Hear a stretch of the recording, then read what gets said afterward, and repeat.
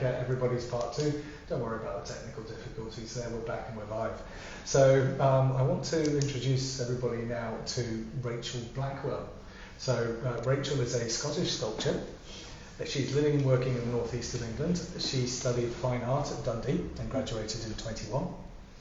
During her studies, she became interested in metal casting and spent her time making in the Duncan of Jordanston College of Art and Design's foundry.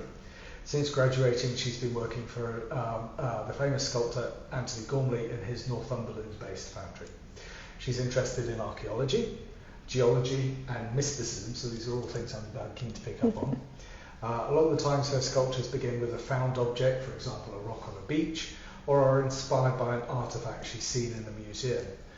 She's been very interested in spirituality and mysticism on a personal level, and these interests have seeped quite naturally into her art making. So Rachel, thank you very much for joining us today. Nice Appreciate to be you here. Being here. Please, can you tell us a little bit more about your background, your journey into art, how you got to where you are today? Okay. Yeah. Well, I've always made art. It was kind of just it was kind of what I was best at, I guess. So it was just, you kind of end up like that's the thing you end up doing the most.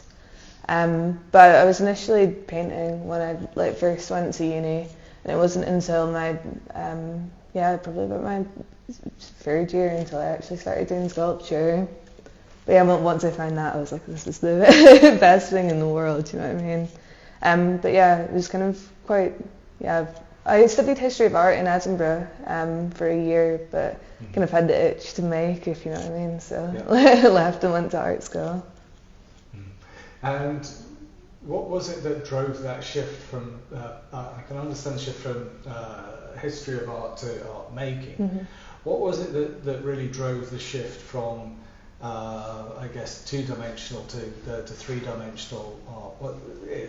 Was it something perhaps, I'm not putting words in your mouth here, a more tactile effort, being able to use your hands more to create something that was substantial as opposed to two-dimensional? I'm not being pejorative. I think it was quite natural. At the time I started doing sculpture, I was spending quite a lot of time in Montefiore, kind of walking along the beach and finding rocks, and I guess it was kind of finding bits of inspiration, bringing them back to the studio, and then all of a sudden I had quite a lot of 3D objects on my desk, which then kind of I wanted to try bronze casting, so I kind of walked over to a rock and was like, do you think I can cast this? And then once I did that, totally fell in love with it. Can you explain your technique then, please, for how you would, you said you find different objects.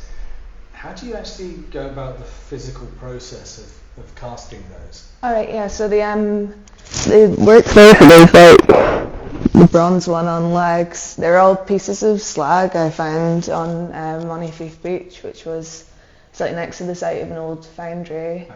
And slag's a byproduct of casting, so it's the dross and dirt coming out of the metal kind of creates these glassy objects. I thought I found a meteorite and I was really excited, but it's actually just a waste product.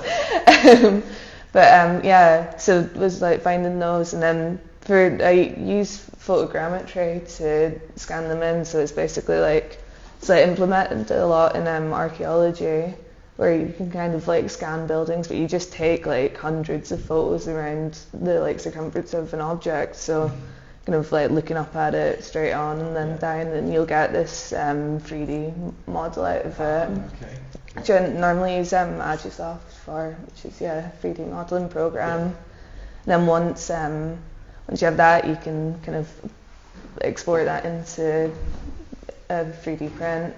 So these are all cast hollow photos, so they've got a wall thickness of about 5mm, mostly for cost, because bronze is expensive, so you can kind of cut the weight of it by doing that.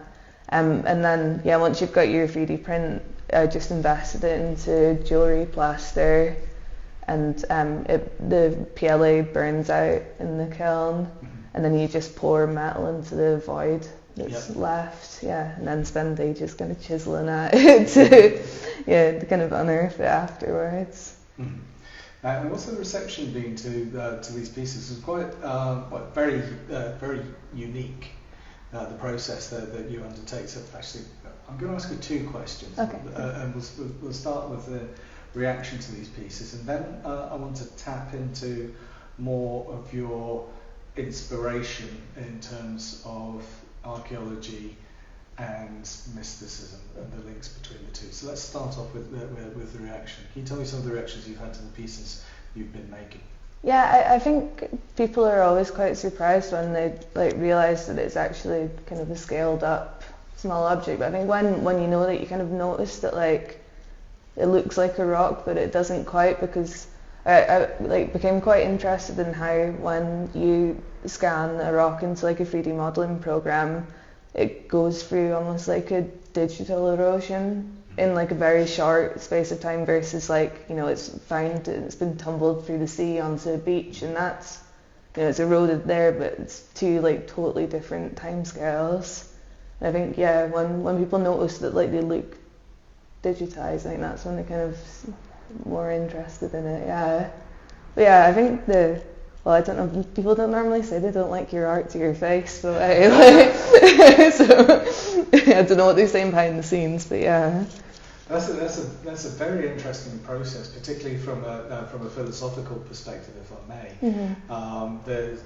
There's a concept in Platonic theory of forms, which is basically there's a cave somewhere and there's the ultimate form of what an object might be that's in that cave. Like, say, for instance, there is the ultimate lemon, there's the ultimate stone or whatever, something like that.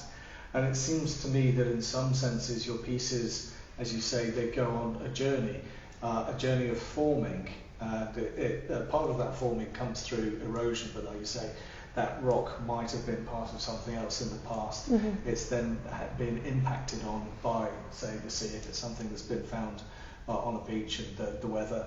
And then you pick it up and then you scan it and you take effectively the data, the form of the form, and then recreate it into an entirely different form. So it's almost like a philosopher's stone type transformation, transforming base elements into precious metals. Mm-hmm. So I think that's a very, very interesting concept to have come up on. Unfortunately, it's not the sort of philosopher's stone where you can just tap something or put a magic elixir in. You actually have and put some grass. Sadly, but it's a very, very, very interesting journey for the objects. So taking you back to the second part of the question, well, actually quite two questions. Mm-hmm. And this is, I want to maybe part A and part B. Talk to me, please, about the influence of archaeology on your work, and then the influence of mysticism. And I think this will take us a little bit into the territory of your sandstone. Cool.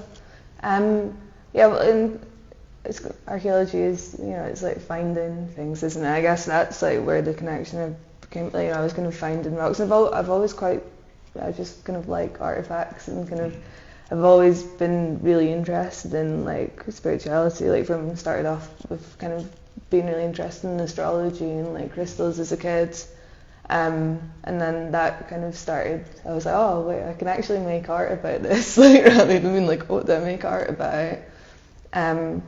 So, and then kind of whilst I was researching that, I found a couple of artifacts I was really interested in. One's the obsidian mirror, which is in the British Museum. It's accredited to John Dee, who was a kind of mathematician. Absolutely. Bit of a wanker. But it's actually an Aztec mirror, which was seized. So it's they were used to can't remember the name of the god, but it was they kind of used to channel a god, and they're this black reflective surfaces that you kind of gaze into, which is just a really beautiful object, which is amazing. But they kind of, if you look into it for long enough, you'll see death is what the kind of the myth around it, which I became interested in, the connection between like divination and also the rocks and stuff, I was finding where people, like climate science in a way is a form of divination. You're trying to predict the future, but you're just looking into uncertain data rather than into a crystal ball. But it is like, I think there's a really interesting connection between the two. Yeah, I'd certainly agree. One man's magic is another man's science, so to speak. Although I think there's a bit more proof sometimes in these things when we've had scientific theories that have developed over the course of time. But the key thing in any kind of scientific development, and this is brought out in a lovely book for everybody who's interested, The Structure of Scientific Revolutions by Thomas Kuhn, and what he talks about is paradigm theory, so that we may think that one particular set of principles holds true at any one time until that paradigm is replaced, usually by somebody coming into the field from outside. So this is where we got the theory of gravity from. It's where we got the heliocentric view of our solar system from, rather than thinking that initially that everything revolved around us. So again, science moves on, and things that may seem magic in the past can sometimes be explained, but then I also believe that there's so much in this world that we can't actually explain yet. Doesn't mean that there's a religious or mystic element to it. Doesn't mean there's naturally a scientific element to it. It's what we don't know yet. But this brings me more to the mystical element, I guess. So and the quasi-religious element. So if we turn to your semi-religious pieces, if I could call them that, your libation vessels, what brought you to start carving these particular vessels, and why the materials that you used and the shapes you came up with? What was the inspiration behind that? Materials-wise, I think it went from collecting rocks to making work with rocks. And then with the libation vessels, I became really interested in during the Chinese Bronze Age, there's kind of a lot of these really amazing libation vessels that quite often are on tripod legs. They look quite space age. They're incredible. I was looking at those and that was kind of started to be inspired to make these kind of objects for offerings almost. Because I think the world would be better if it was a little bit more magic, if you know what I mean. And I think they're kind of supposed to be these vessels which are kind of act as offerings for kind of a better ecological future. People kind of being more spending more time in their environment, because I think a lot of issues of the world is people used to look at the moon for farming, and we were much more connected than we are now. So it's kind of vessels of hope for that to come back again. Okay, that's good. That's very interesting and a good, I think, perspective to ask us to step back from our day-to-day lives and from all the accoutrements that we have around us, and just try and think and not exactly be at one with nature, but be more aware of our natural environment and our surroundings, and what perhaps influenced and inspired us in the past. So that's a very interesting point. And I should explain. Libation vessels are religious drinking vessels. That's interesting. I wasn't aware that the influence that you took, or some of the research you've done, was into Chinese influences in the past. It's just I guess through kind of being quite obsessed with metal casting, discovered Chinese Bronze Age, but they're just amazing objects. I think I find mystical artifacts quite interesting, because you don't nobody knows their purpose, because obviously nobody knows what you're trying to communicate with, but the sculpture is quite similar to that, isn't it? It's kind of a aesthetic, almost purposeless object, but obviously it is has so much meaning within it, for that the makers put into it. That's absolutely true. The meaning gets imbibed into the object, and then it's up to the viewer maybe with a bit of explanation from the artist if it's not familiar, to try and draw their own connections there. Talking of connections in some way, there's a little bit of a segue, but let's talk about bats. We can talk about bats. Yeah. Yeah, I've won the Northeast Emerging Artist Award this year, so it's working in association with the National Trust. So I was responding to a site, Seton Delville Hall, which is a kind of old Edwardian party house, if you know what I mean, which is really cool, but it caught fire in, I think it was like 1892, right. And the building was left derelict, and lots of pipistrelle bats moved in, and it's like the largest winter roost of pipistrelle bats in the UK. So currently casting 70 pewter bats. 70? Yeah, I've been doing it in my kitchen. It's like it's been intense. Popped in the other day. Yeah, Holly. Yeah. She's making all of these bats in her kitchen. I don't have a foundry, like, well, I know a working one, but yeah. But pewter, which I made the little stone on feet there, it's a good material to work with at home because it melts at 300 degrees, so you can. Well, I've not been doing it on my stovetop because it would cost a fortune, but like just use a kind of like a blowtorch on it. But yeah, I've been chipping away at those. I'm 67 out of 70 now, so it's the end is near. Wow. So then you're going to keep the blowtorch for creme brulee? yeah, pretty much. That's excellent. So we'll look forward to seeing that. It's opening mid-May, so it'll be good. Great. And the location again? Seton Delville Hall. It's in Northumberland. Yeah. So if anybody is watching us today and fancies a look at some bats and some other exhibits in a rather beautiful old place, then that's a good suggestion from mid-May. Perfect. Okay, Rachel, thank you ever so much for that. What I'd like to do now is just open up to the audience for questions to yourself, and then after that we'll have a bit more of a mixed discussion. Sounds good. What material do you prefer working with? I think working with soapstone's nice because it's soft. It's like a lot easier to work with than metal. But like I absolutely love the process of metal casting and the kind of like alchemy of it. It's quite like a magical thing to witness. So yeah, it's definitely metal for those reasons. Any other questions for Rachel at the moment? Do you do kind of 2D sketches and sketchbooks, or do you do a lot of preparation in 2D before you work in 3D, or do you tend to just work in 3D? I tend to just work in 3D. I've never been very good at drawing, unfortunately. I guess it's just something you need to practice, but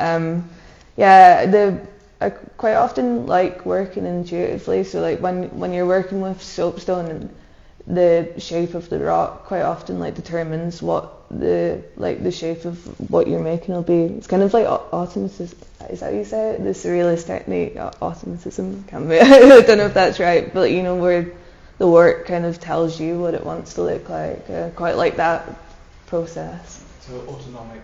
Yeah. I like working that way. But yeah, sometimes I sit and I'll have part of the sculpture done, and then I'll sketch out and kind of decide what the best legs or whatever I put on it would look like. Yeah. Fantastic. Thank you. So I'd like to turn the conversation now around to the both of you. And I'm quite interested in what you have in common, because it seems to me that both of you investigate the natural world. It seems to me that both of you in part come from a mystical or a semi-mystical background. So I have that theory. What do you see in the similarities between your artistic processes, your thoughts rather than the actual making? I'm going to ask you first, Fanny. Well, the point about personal, spiritual and mysticism, yes. Yeah. I think similar, and rather than using artifacts as you do. I think I just use the trees. Yeah. You know, almost as a form of divination, I would say. And you know, accompanying that, I have my own tarot cards and all of that. And also got segued in by astrology. Amazing. Yeah. So Rachel, over to you. Similar kind of approach, thought? Yeah, I think like we both like zone in on specific objects, you know, like a specific tree in the landscape or a specific rock, and kind of like, yeah, it's that kind of where, getting involved with the landscape and kind of almost like having it call out to you, you know, because I guess like that tree was one that kind of must have been shouting at you as you were walking around. Yeah. I was traveling around Iceland and drove past this little grove of trees a few times, and they really stood out because there's barely any trees in Iceland at all. Oh, wow. And they were all yellow. So we wound up just stopping the car, literally just on the side of the road, definitely not safe. And then I just ran over the road and spent like photographing as much as I could. But yeah, they were shouting. Yeah. That's interesting. Just touch for a minute on the tarot for me. I'll come back to yourself on this as well. Is there a particular, I appreciate it's deviating a little bit from the art, but I'm curious, particularly on the topic of divination. So is there a particular tarot that you use, or is it one that you've created for yourself, and how did you come to look into that? It was a previous flatmate of mine, actually, Malin Sederlund, an artist as well. She bought me one because she thought that I should have a tarot deck, and just started working with it, I guess, and found that it was a useful tool to kind of understand some corners of my mind. But I do want to make one as well, at one point or another, but I need to figure out how to do that, because it's 78 cards. And for somebody who usually works on large scale oil paintings, that's gonna be quite an undertaking. But you should have a look at Yvel Colquhoun. I hope I'm pronouncing that right. She was a surrealist female painter, like painted a lot about like mysticism and kind of her own spiritual practice. But she made a painted tarot deck. You should have a look at it, because it's amazing. Cool. Yeah. And yourself, again, tarot is something that's given you inspiration? Yeah, I think I've never been, don't really read tarot myself, but I've gone to, tarot readers and I've always been like quite interested in, kind of way, like, you know, like divination tools are always like, is how people like choose to communicate in this world with another world. I find that interesting. You can kind of what ones people choose or what they're drawn to, you know, whether it's like a dowsing tool or like, That's quite interesting. I'll just probe one more question to both of you on this kind of element of sort of the mysticism, etc. And that is about, I guess, trying to express a connection with what might be called other worlds, or with a single god, or with a multitude of gods. What's your view on that? Is it, do you believe that there's multiple faiths or a single faith, or is there something that you believe helps us to express what isn't there? Bit of a tough question, sorry. That's a big one, yeah. Go ahead. Well, there's that. I think a lot of religions from kind of like beginning with an understanding of like the world around you, like planets, the stars, the movement of the sun.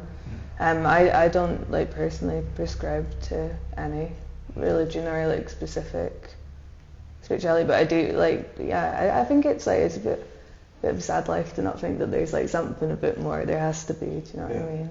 Yeah. And yourself, Fanny?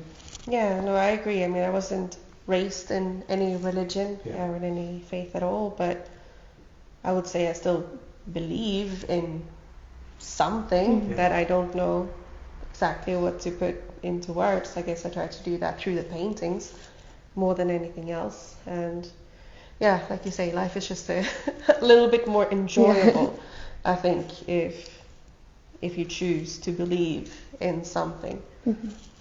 I think that's a really good point to bring us to a close on, and just answer if there's any further questions. But thank you both of you, and thank you particularly for coming up here today and making the journey across from Glasgow up from Northumbria. And I think that neatly wraps up what I see certainly as the similarities in your approach to art, both of you, and the work that you're doing is certainly inspiring and exciting. And myself and Leslie, who's behind the camera at the moment, are really looking forward to seeing how your works continue and to develop, and how they continue to express your views on the world and how you interpret them. So it just remains for me to say thank you very much, Fanny Arnesen, thank you very much, Rachel Blackwell, and thank you to our audience here today for coming along, and to anybody who's been watching online. Thank you. Thank you.